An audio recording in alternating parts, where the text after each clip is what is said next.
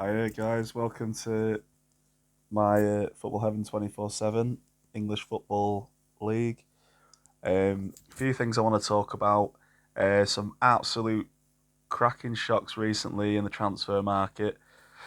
My lads, Nottingham Forest, they've done a fantastic signing. They've just got Jesse Lingard over the line on a 1 year contract. Initially, 200,000 a week. It's going to be a fantastic signing. He's 29 years old, but he done so well at West Ham the season before last, getting 9 goals in 16 games and 5 assists. And I think he can continue that on. He's going to get regular football. He's going to be the highest paid player at Forest this season, and he's going to be the key figure. And I think he's going to bring a lot of fun to the team and excitement. A hell of a lot of great players being brought in. There's possibilities of a few other players for Forest. Che Adams, also there might be the potential signing of Morgan Gibbs White. So yeah, it's going to be very exciting for Forest fans. They've also brought in Lewis O'Brien and Harry Toffolo and a 10 million package deal from Huddersfield. So currently, Forest stand at 11 players signed so far this season. Initially, the chairman Marinakis said that it was going to be a 50 million war chest that he described it to give to the Forest manager Steve Cooper, but that is going on for nearly 100 million already, with possibility of another two or three more signings to come in. The team's looking really good. I did some predictions on a previous episode, going back about maybe 3 or 4 episodes, and I said that Forest would finish in 10th, and I stand by that now, even more so with the new players that have come in the last couple of weeks. So it's looking fantastic. It's looking very exciting. Bought some of the One magazine. He still believes Forest are going to be in the relegation zone, but that was probably written a few weeks before all these new players came in. So it's looking exciting for Forest. There's not been that much movement in the other clubs around the country. A lot of excitement for Forest fans right now, um, and it could see them in doing really, really well this season. Well, certainly beating relegation. I think they'll be mid-table. Uh, West Ham missed out. They offered 150,000, which for a club of their standing is pretty lame. I guess they didn't want him that much. They've got a wage structure that they stick to. Whether that will come back to haunt them, we'll wait to see. I don't imagine it will. I think West Ham will still finish a little bit higher than Forest, but we'll see what happens. Um, I did my predictions early in the season. I went with Manchester City to finish first. No surprise there, but a shock I did was Tottenham to finish second, because of some of the great players that they've brought in. Um, they've done some fantastic signings as well, Spurs. And I said that Liverpool would be finishing in fourth, and but I did Chelsea to finish third. So it's gonna be an exciting season. Chelsea have bought in Koulibaly from Napoli. That was a really, really good deal for them. They're looking to strengthen with other players as well. They brought in Raheem Sterling from Manchester City, so they're starting to build it up a bit. But I feel like Chelsea would probably need another 3 or 4 players before they can mount a serious challenge up against Liverpool and Manchester City. Um, Spurs, as I said, they've already brought in some decent players. Richarlison bought in for 60 million ages ago, but it remains to be seen how good he will be. There's potential in him. He does fight a lot in games, but um, he's not a 15, 20 goal a season man, So we'll see what happens with him. Um, as I say, West Ham, they've not really brought anybody in apart from that good at the back. Um, they need to get more players in if they want to strengthen. Predictions in some of the magazines and stuff I've seen online saying West Ham to sort of finish ninth place. I'd sort of agree with that right now, the way that they're not really buying anybody. I feel a little bit sorry for Declan Rice, really, because Declan Rice, he's not going to go anywhere. Moyes wants to build the squad around Rice. He doesn't want to, well, he's not going anywhere at the moment. But I can imagine if this season, if West Ham don't really pick up and go for Europe, get into Europe again, I could see him possibly going off to Chelsea, where he was in the youth team there with Mason Mount years ago. So it'll be interesting to see what happens. Um, I want to say for the last video that I did, a massive shout out to all the people that viewed it. Um, I've got 185 views at the moment, which might not seem like a lot, but I appreciate that. Before that, I was getting nowhere near that. So we're going to keep building it. if you can like and subscribe to this, because I'm going to keep the videos shorter, make them a bit more interesting. I've done a few videos when the season was out of just seasons gone by for other teams in the past, which were quite reasonably interesting. Talking about Nottingham Forest, talking about West Ham, teams that are close to my heart because of my connections to them. My father's team is West Ham, and my team is obviously Forest and Scunthorpe United, lowly Scunthorpe United. Um, yeah, so it's gonna be very interesting season. I'm very excited for it. We've not got long till the EFL starts. Obviously, Championship League One, League Two. That's starting a week on Saturday. Today is Thursday, the 21st, I believe. So yeah, things are starting to pick up. A bit of excitement. There's still a few more deals to be done. Notable deals abroad. Dybala went on a free transfer from Juventus to Roma.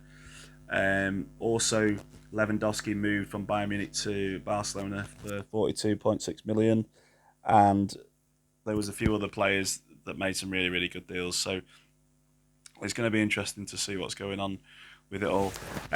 What I will say is Forest will be the surprise package this season. I've got no doubts about it. If anyone thinks that they're not going to do anything, that they're going to just slimly avoid relegation, they're joking about, because this manager is brilliant. What he did last season was a miracle with the players that he had and the quality of the players he had.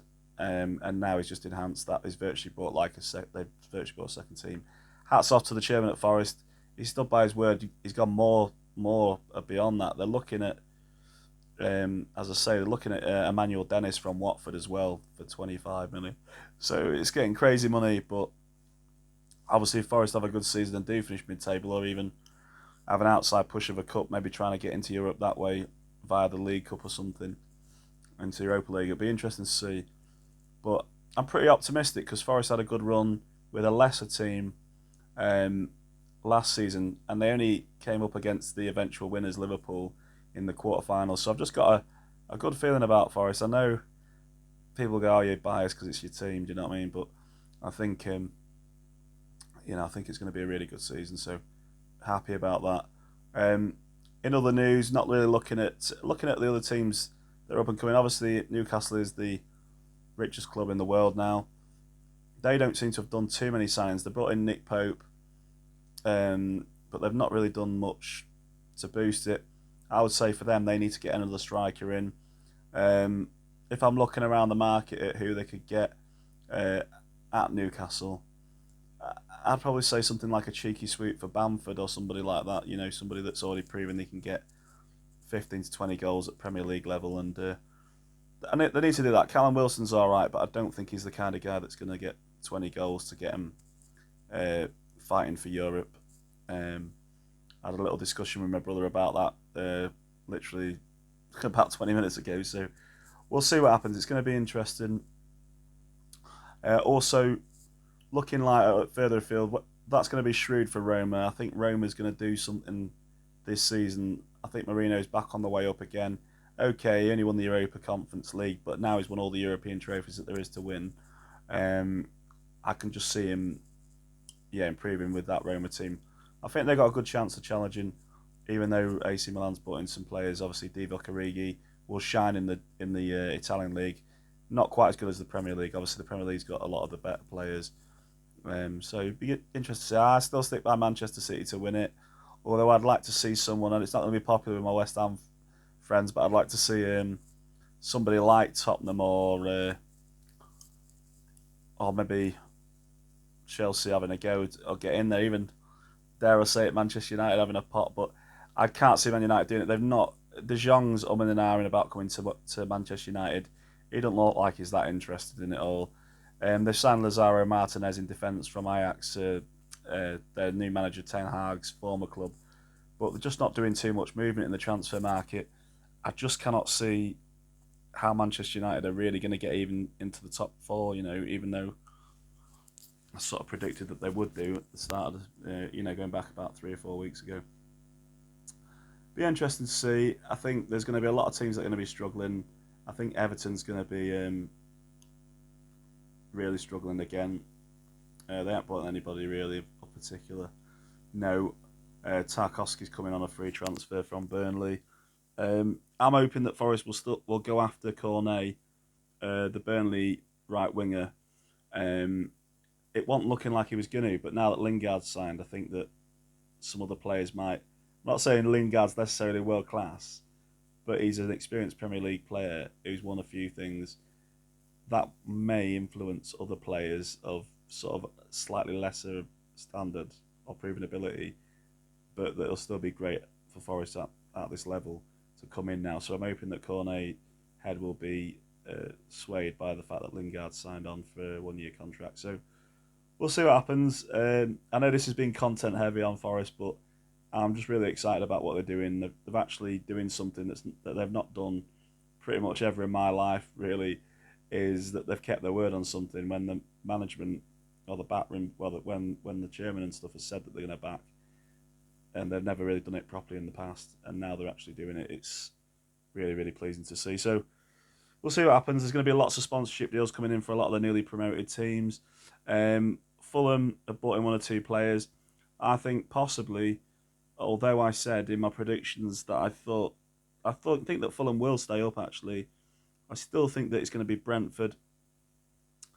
Yeah, looking at it, I still think Brentford's going to go down, and I still think that Bournemouth will go down because the last couple of times that Parker's been up in the Premier League with Fulham, they've gone straight back down again. So I just can't see him improving that at Bournemouth with his track record.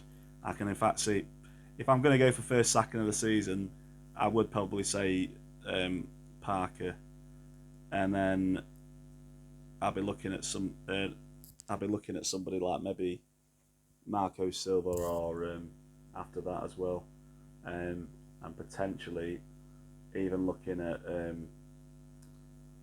looking at Brentford manager as well. So we'll see what happens, but it'll be interesting to know. Thomas Frank, his name is, I think, yeah. So we'll see what happens, but as I say, I still think Manchester City will win the league. I think it'll be narrow. I'm hoping that Tottenham will overtake Liverpool or do something, just because it's getting a bit boring and monotonous. Chelsea, if they use their experience and their know-how, they've got a serious chance of going for that second place as well. I don't think Liverpool will be able to keep sustaining it, purely because their squad's getting older now, even though they've got in Jota in the past, Nunez, and obviously signed up Salah for another few years.